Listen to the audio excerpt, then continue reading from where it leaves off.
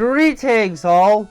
Today, we'll be examining the common water-type Pokemon Goldeen and its relatively uncommon evolution Seaking, the two collectively known as the Goldfish Pokémon.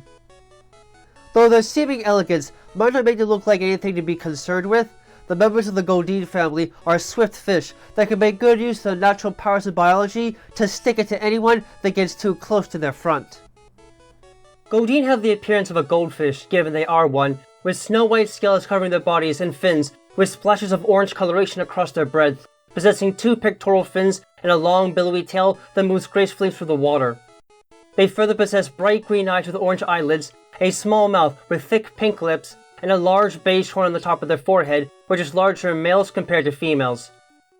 Their evolved forms, Seaking, have the same basic physical form as they too are goldfish, but sport a far more vibrant display of color on their forms, with their main body being mostly orange, fins, dorsal fin and parts of their body white, and possess black splotches covering their form as a whole. They also possess large black eyes, a slightly thicker horn that is also larger in males than in females, and a pair of protruding fangs on their upper jaw.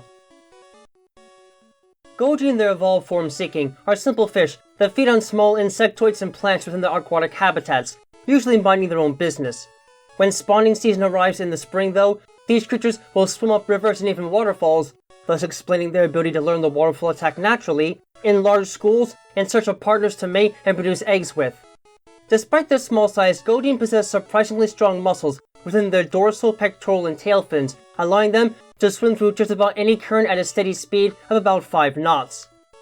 What makes these creatures particularly special, however, is that their fins move in a peculiar way while in motion, granting them the appearance of an elegant flowing ball gown.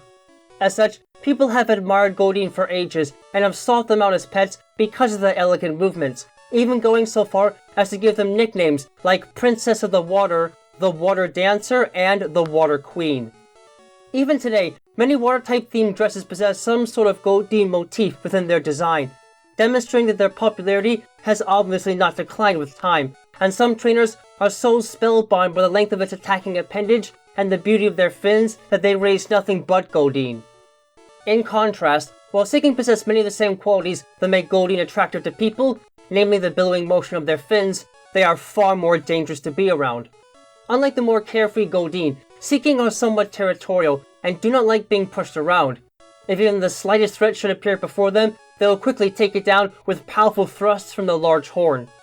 In addition to being larger and more powerful than Goldeen, Seaking are extremely adept at leaping out of the water with enough force to drive their horn straight through the body of an opponent.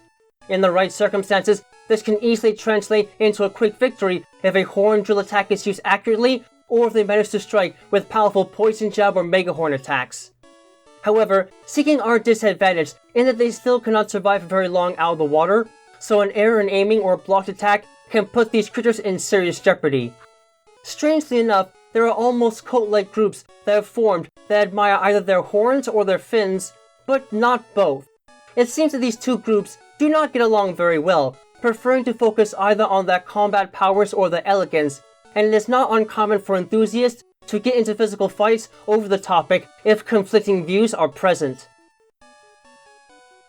As far as their abilities are concerned, these fish tend to stay in aquatic habitats, as they can use their powerful swimming skills to make headway through turbulent water and use it to assist in healing themselves, possessing swift swim and water veil-based abilities. But in rare cases, some specimens can also use their horn to attract and conduct electrical energy indirectly to help fuel their forms, further possessing Lightning Rod as a hidden ability. As far as the stats are concerned in the case of Seaking though, while they can move rather quickly in the water and have noble physical offenses to work with, these beasts underperform in all areas compared to other fully evolved water-type Pokemon, and thus will be unlikely to see be used seriously in most fights. While Goldeen might seem relatively docile to some, these fish are not all looks and no bite. In sharp contrast to regular goldfish, like their evolved form, Goldeen possess a massive horn on their foreheads made out of solid bone, granting them the ability to gore flesh and tear through weak armor with little difficulty, and providing a form of competition between individual specimens to see whose horn is the thickest and sharpest. Though they are disadvantaged in that this represents their only significant form of offense aside from a water pulse attack, Goldeen are masters at using thrusting attacks while underwater to destroy predators and combatants alike. With enough experience, Goldeen can even learn the devastating Horn Drill attack, making them a serious threat to all kinds of opponents. Unfortunately, this boon for trainers is also a bust for most of the people that want Goldeen as pets. Goldeen enjoys swimming freely through the environment without any restrictions, in particular gathering into large groups and swimming upstream when the weather grows warm, serving as a poetic reminder of the arrival of spring, so they usually do not enjoy being placed within glass tanks. A single thrust from their horn is enough to shatter all but the thickest of glass, granting them the opportunity to escape into the wild once again. If there are no bodies of water close by, however, Goldeen will quickly run out of oxygen and perish, thus negating the point of their escape entirely. As noted previously, like Goldeen, Seaking swim up rivers and waterfalls in search of a partner during mating season, often turning the water bright red in the process as their bodies are flushed with the brilliant color.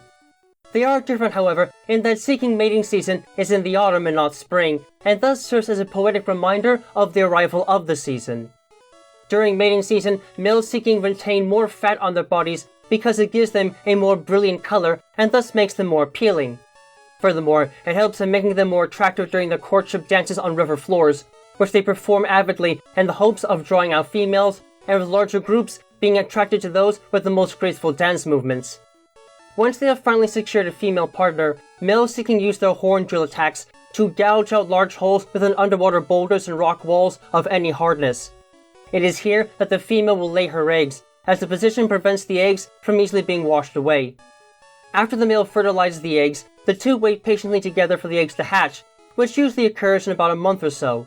Until then, the two take turns patrolling the area around their nest, fighting off any predators that come looking for the eggs.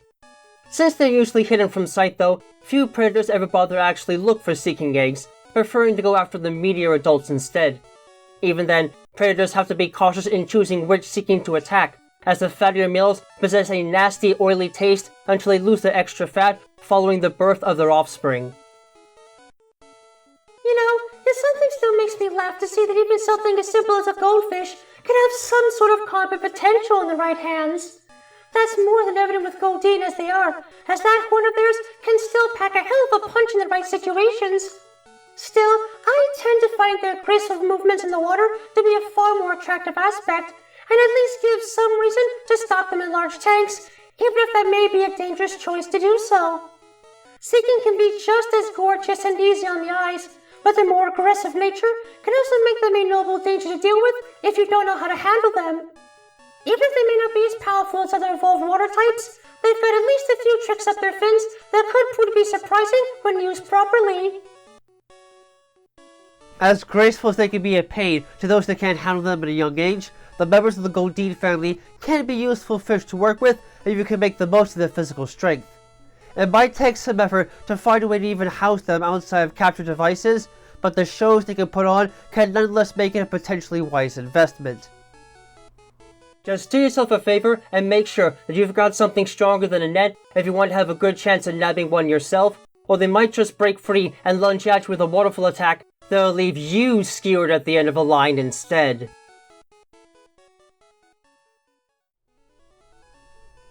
Thank you all for watching this video. It is a great pleasure to share with you all the fruits of my research and all the positives it gives to understanding the wonderful creatures we call Pokemon and how their powers and behaviors function in their world.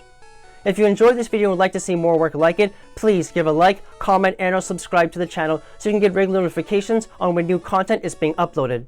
You can also find links to my DeviantArt page, Patreon, and Discord server in the description below. Please, join me on this road to seeing what the world of Pokemon has to share with us, and the many mysteries and wonders that keep us all coming back for more.